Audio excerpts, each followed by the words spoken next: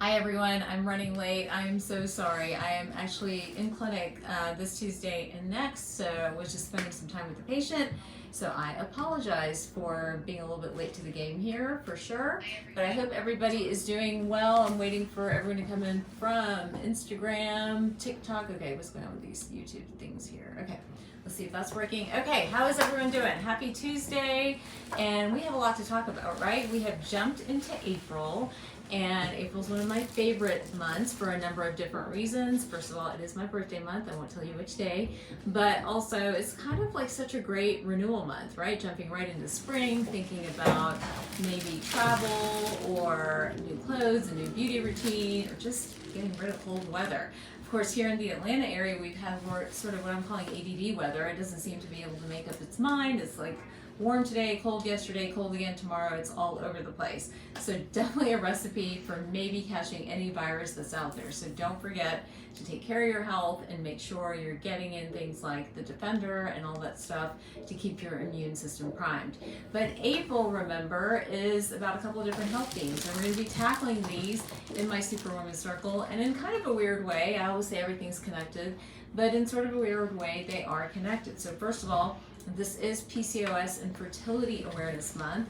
You know, PCOS is a personal story for me. I really struggled with PCOS for a long time, and was a lot of my health journey. So now definitely being able to say that's behind me, but passing that information on to everybody else has been amazing.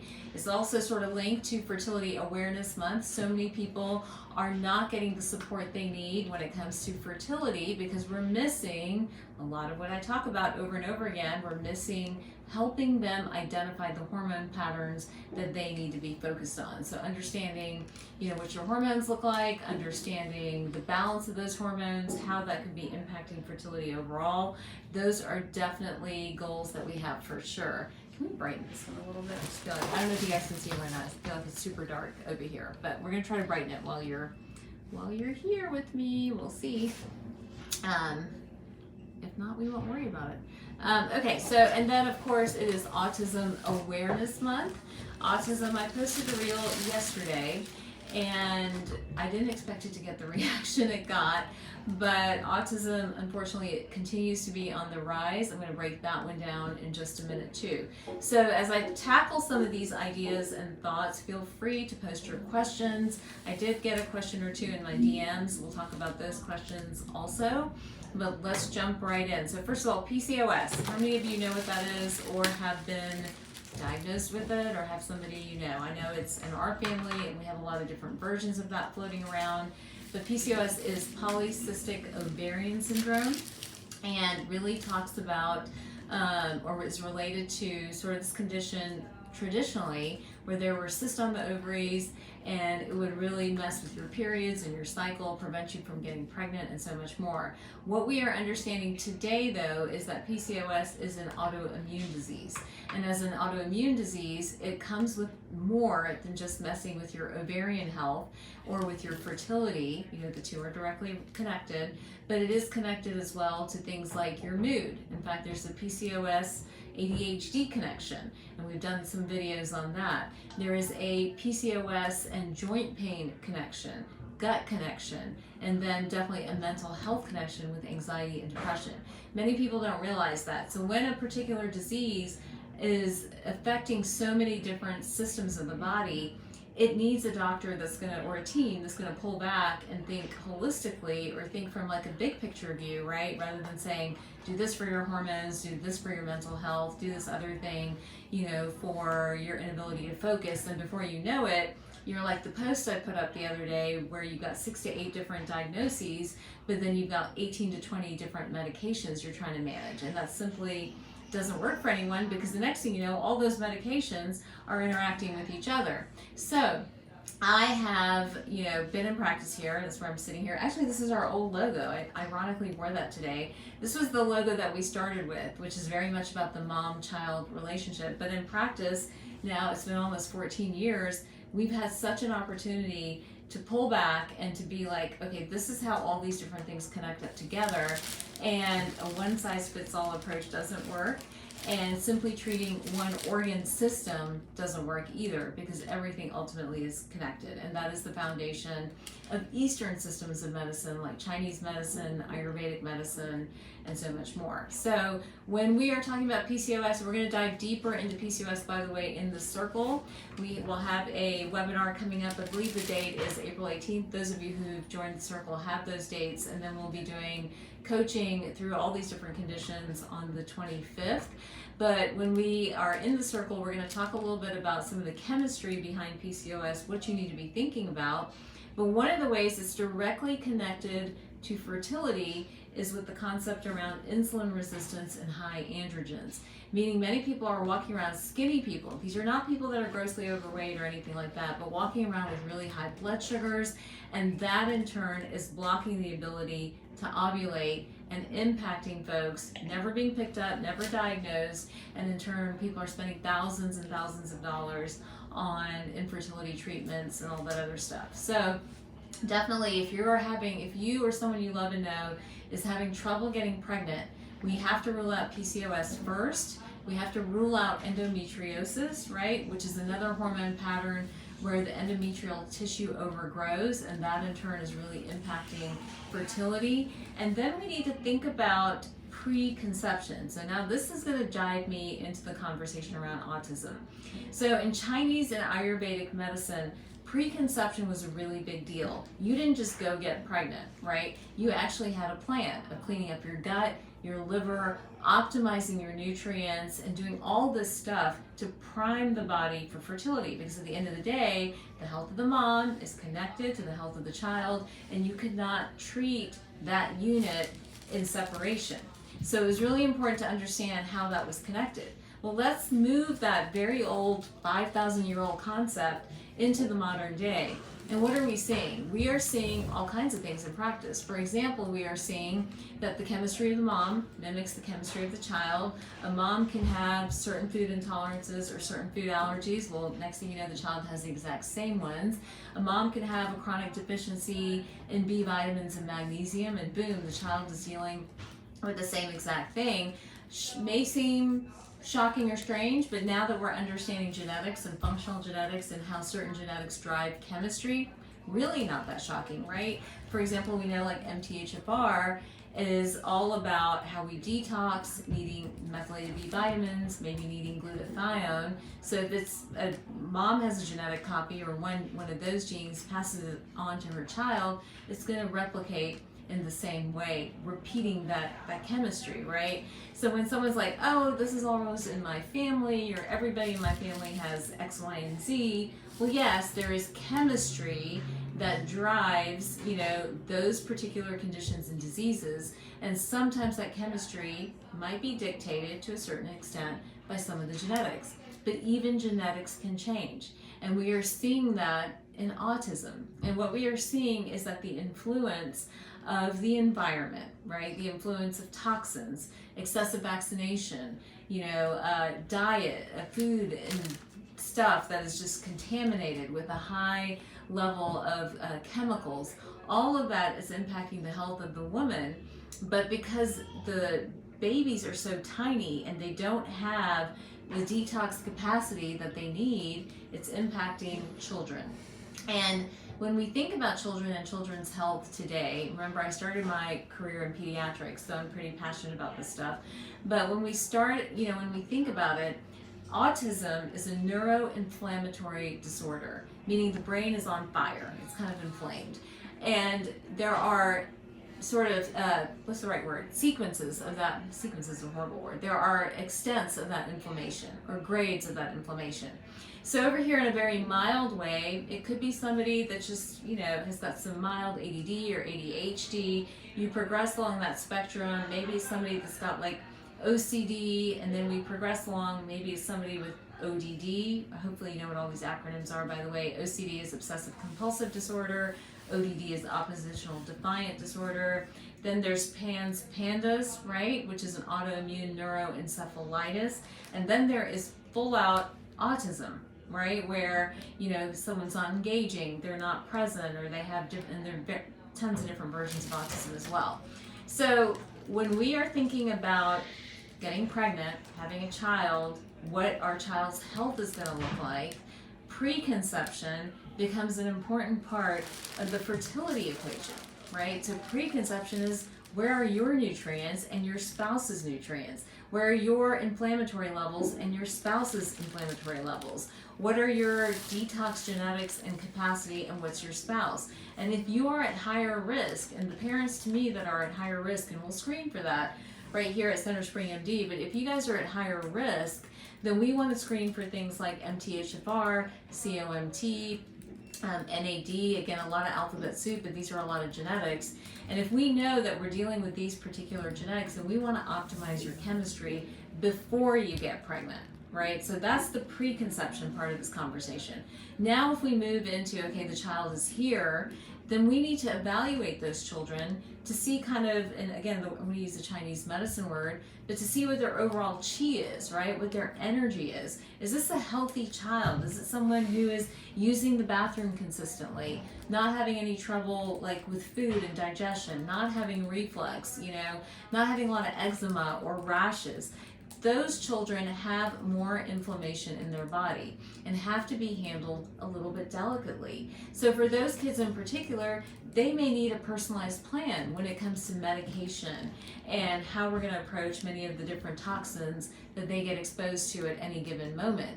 So that's where you see this interface, right? Like everyone's like, and even I was like, wait a minute, why am I connecting PCOS and fertility to autism? Well, of course, they are the health themes of the month, but they are related in this idea of preconception and how we are passing on toxins, inflammation, even toxic thoughts, that's a whole different topic, even toxic thoughts onto our children. And until we understand how to manage that on the front end and how to screen and look for that once a child is here, we're going to continue to see rates of autoimmune disease and autism escalate over and over again.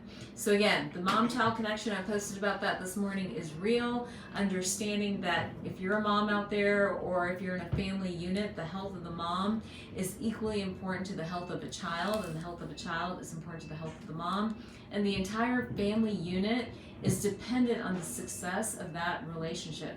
Because when that relationship is not where it needs to be, it impacts the husband-wife or partner relationship. It's going to impact how the family functions as a whole, and it's going to chip away at everyone's reserves, really setting up a family for failure. And I don't care what viewpoint everyone's coming in, but a family and a strong family unit and a structure is what I see everybody crave. Whether they are 5 or 15 or 80, they always return back to understanding that the family is where they get their strength from, their stability from, their sense of home. And when we continue to destroy the family, because these diseases destroy families, then we are basically disrupting society.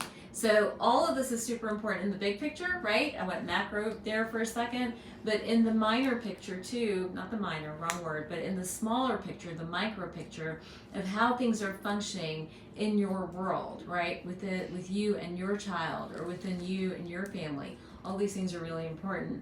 And what we need to do is really spread the message of education to people that are thinking about getting pregnant, to young women, right? All the young women on TikTok and Instagram and everywhere else. If you guys are thinking about getting pregnant, if you're thinking about having a child, spend more time on preconception first and understand what your personal disease risks are, what your chemistry looks like.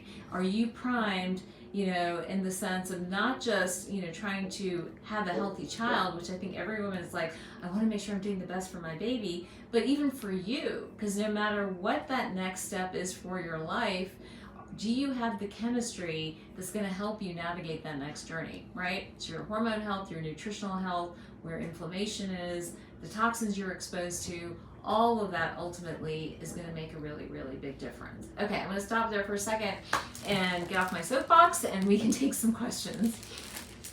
Okay, the first question we have is, how long do you need for that preconception period? How long does it take to prepare? Question. So the question is, how long do we need for preconception? I would say at least 90 days, ideally 6 months. I think that's a good amount of time to reset chemistry, really get into the right place.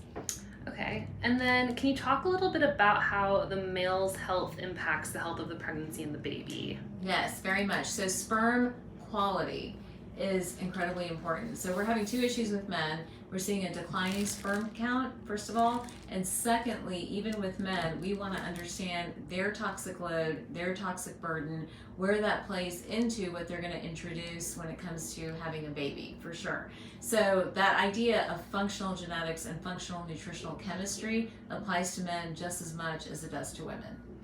And then, do you have advice for like someone in their 20s, a younger woman who doesn't know if they want to have a baby, but they kind of want to prepare their body for themselves, but also potentially for a child one day? Yeah, I mean, I think that's an amazing question. So if you're 20-something, or even if you're 30-something, right? Everyone's having children later, and you're not sure you want to have a baby, but you want to be prepared, then I would challenge you guys to dig deep into your chemistry. Understand your hormone patterns. Do you have a blood sugar issue? Do you have PCOS or endometriosis? The sooner you understand that stuff, the better. That's the first goal. Understand your nutrition. What are you low in? Where is all that stuff? And really get a sense of your toxic load, right? So are you walking around with BPA and endocrine disruptors that you could pass, through to your fetus or things like that? So I think first get the information. Where are you? Next, develop a plan. Where do you want to focus, right? Which area do you want to focus on? Because it can be very overwhelming to focus on everything. And I was just telling a patient, sometimes when we focus on one area, everything else shifts because the body is so connected together. So then pick a point of focus, work on that for a while, and then retest and kind of continue that journey so that you're really, really prepared when you are ready, to have that baby and to have that family. Awesome. And then you got an amen sister. Oh, yes. From yes, Jessica yes. Creative. Spread the word. Tell other women. Like, every woman knows. How many women do you think? I have both Manila and Lily here in the background. How many women do you think you each know? Like, real quick. Oh, Don't overthink Over it. 100. Over 100 Yeah. women. What about you, Manila? Probably 100. Right. Okay, so if every woman on here and every guy on here, you each know 100 women. You each go tell 100 women. You're educating them, and they tell 100 women. This information will get out there, right? It'll get out there, and maybe we can start to chip away at some of these statistics to really make a difference in the long term.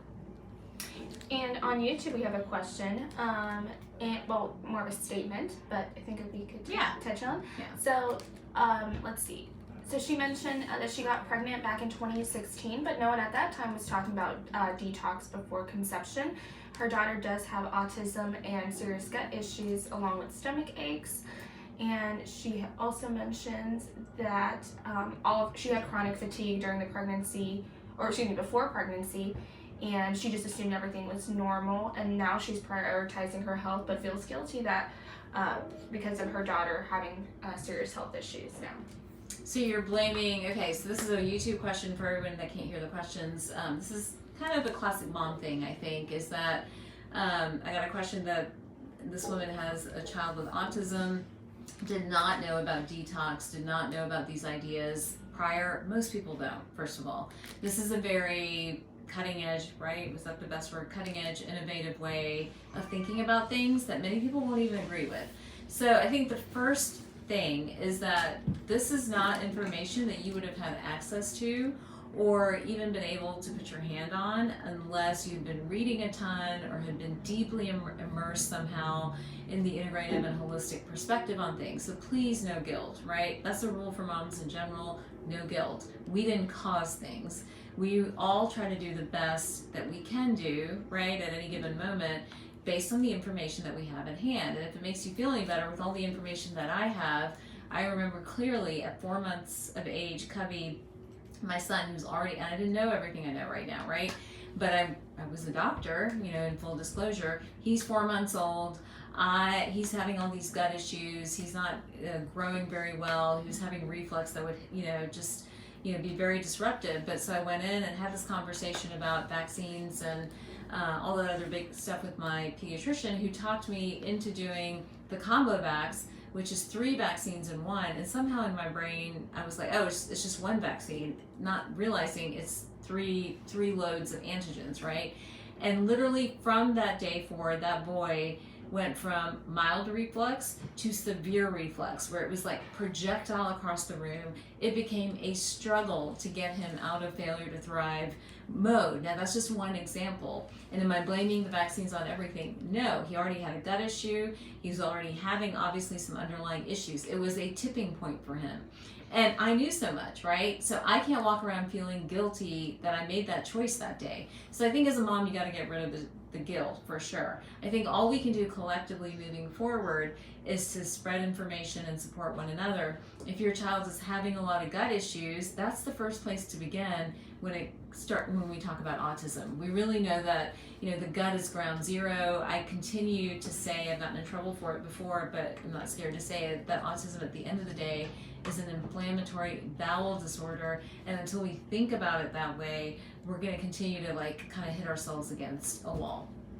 And then we have another question: is morning sickness first trimester normal or due to underlying issues? So Chinese medicine says morning sickness is low qi, so a lack of something nutritionally. What we found, right, when we translate that concept over, what we found is usually being low in protein, being low in the B vitamins, B6 in particular. So now, okay, this wasn't a thing in my time, but now pregnant women that have morning sickness are actually given really high dose B6, you know.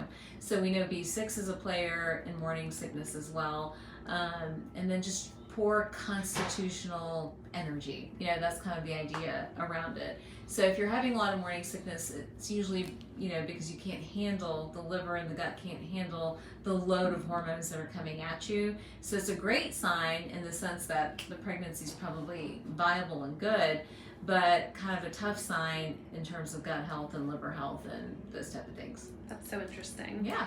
Are there certain foods that men should make sure to include in their diets? I think the biggest challenge for men is to clean up, right? Lower the alcohol, lower processed and packaged foods and high sugar foods, and then work on getting some of the healthier fats in the diet, the omega-9s, the omega-3 fats. I think those ultimately make a big difference overall. Is there a specific thing as good prenatal vitamin that will help when TTC? TTC, you're gonna have to spell that one out. That's not coming to me immediately. If you can spell that out for me, I can help you with that. But there are prenatals. I like the prenatals that now have some methylated B vitamins in it. There are some that have omega-3s. What I'm finding with prenatals is kind of the same thing I'm finding with a lot of vitamins in general, or multivitamins in particular, where they really pack a lot into one particular pill, and some of that will absorb and some of that will not. Trying to conceive. Thank you. I'm like, TTC. You're acting like my daughter over here. She's always like sending me all this alphabet. I'm like, I don't know what that stands for. All right. Trying to conceive of so yes, you want methylated B vitamins, you want something with omega-3s.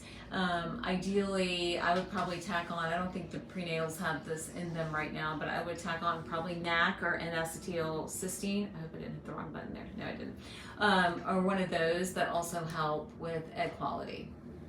Awesome. And then we have another question. What is best functional medicine test to determine blood sugar and hormone levels? Ooh, that's a good one. Okay, so hormone levels, okay, functional medicine tests. And realize you can test them in a LabCorp or Quest order. You can test a fasting insulin, you can test a hemoglobin A1C, a C-peptide. All of those can help you, even a leptin can help you understand what insulin is doing. And those are all through Quest or LabCorp. You can even test hormone levels. I talked about this and got a lot of debate recently. You can test hormone levels through a LabCorp or Quest order. But what we're doing is we're looking for absolutes. So you can do an estradiol, an estrone, a progesterone, a 17-hydroxyprogesterone, all of this alphabet soup. In fact, I have a total hormone guide on my website. If you go to Dr.Taz.com, you can download my hormone guide, and that actually has all the different levels of everything in it. When we turn to the functional test, what's the advantage? Well, it really maps out in a clear way, right? We've been doing this for a really long time, so we know how to interpret it in sort of the overall, lab testing that we get back.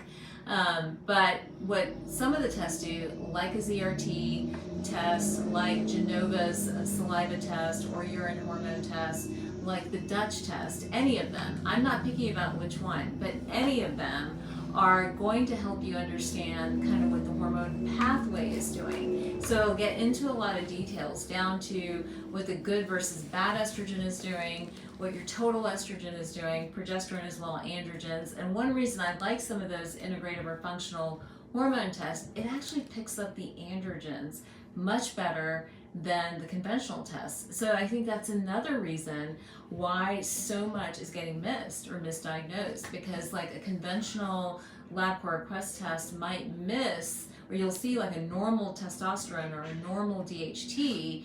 And again, as we've learned to interpret it, we kind of know where to look, where those boundaries are. But for for a provider who may not have been doing this as long as we've been doing it, they may miss it. So some of these integrative tests are great about nailing it, so.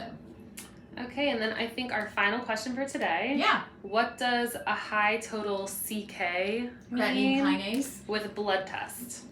So a creatinine kinase is a sign of muscle breakdown. So if you have a high CK, you're breaking muscle down for some reason. You would think autoimmune or a muscle type related illness every now and then is from working out too hard, but I really think more autoimmune muscle type stuff.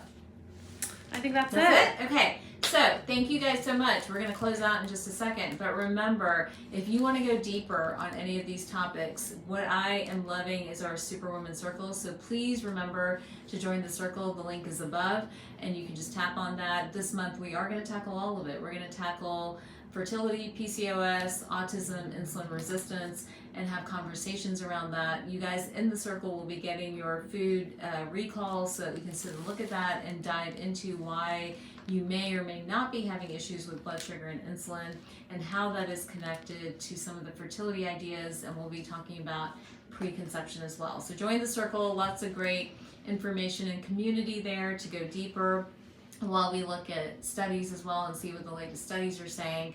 And then remember, on the website now are all kinds of fun tools. So we have, if you're starting to think about Mother's Day, check out my Spring Beauty Box. It's on the website. You can go ahead and purchase one of those or send it to somebody you love.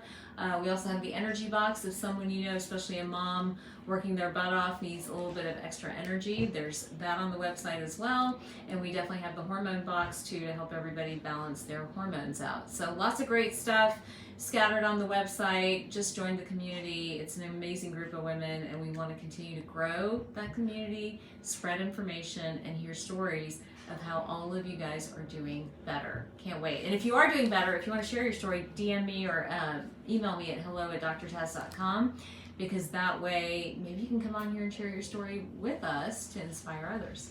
All right, I'll see you guys next time. Take care.